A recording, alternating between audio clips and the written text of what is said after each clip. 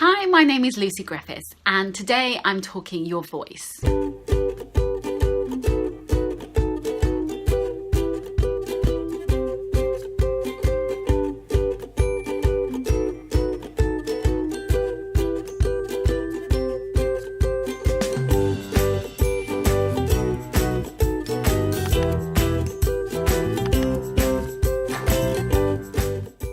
So very often I'm finding clients are afraid of talking on camera because they don't like their voice.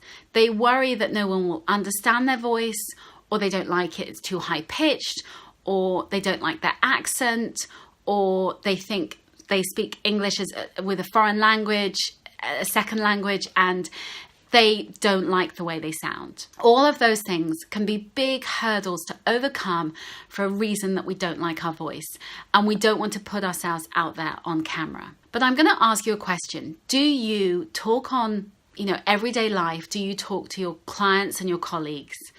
And do you use Skype to talk to them from the other side of the world? Do you interact with them on the phone? So they hear your voice all the time.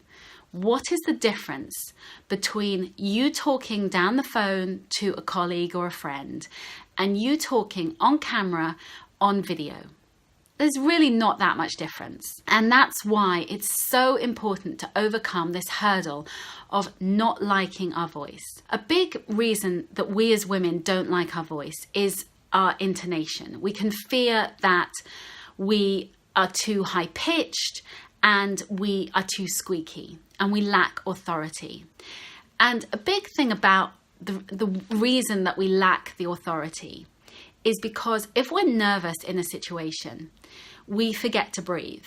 And when we forget to breathe, basically we are running out of oxygen. So we speak more quickly and we're speaking more quickly and we suddenly become more high pitched and we start speaking really fast to get out the words and we're out of breath and we look panicked and we look like we are deer in headlights.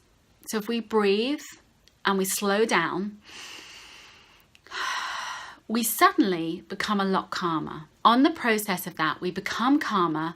We become much more like, okay, I'm in control.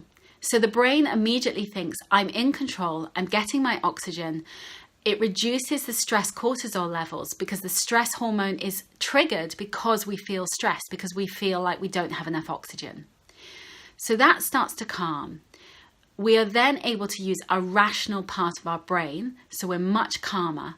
And on the back of it, we then can speak slowly, more confidently, shoulders back, and really engage with our audience. And when we're engaging with our audience, at that point, that's when we can really make that connection. We can really build that trust with our audience. And we look like we have much more authority. So, I have a high-pitched voice, but I also have authority. And the reason that I do that is because I speak slowly, I speak in a considered way, and I make sure that I use my intonation to really stress the key words that I'm talking about. And you can do the same thing. It's about stressing, the keywords that you want to talk about and connecting in with your audience. If your audience likes you, if you smile, if you look at them in the eye, they're going to trust you, they're going to like you, they're going to respect you a lot more. And so when you're doing all of those things, that will help you. And when it comes to the thing about accents, everybody has their own kind of person. So it might be you think, oh, no one's going to understand me. I come from Eastern Europe, or I come from the south of America, or wherever it is. And you worry about the fact that no one is going to understand you, but your tribe will fall in love with you and they will want to listen to you and they will feel an affinity with you. It might be they're from the same area as you, or they might just feel like, I don't care, it doesn't matter, I like your accent. And we have these preconceptions about our accents. We have these feelings and beliefs, but the reality is that they are just are perceptions. They're not the reality. That's not how people view you. And so if you were to ask 100 people on the street what they thought of your voice, they wouldn't say, oh, that's a horrible squeaky voice. They'd say, oh, it's a nice voice. I like it. I know so many BBC presenters who speak with an accent that is hard to understand. And they have to have voice training in order to be understood so they can read the news. It's very different for you. You're doing a Facebook Live and people will understand you. People will get you. Be you. Be yourself. Be confident. And people will fall in love with you. Okay, I'm going to love you and leave you. Have a wonderful day wherever you are. Much love.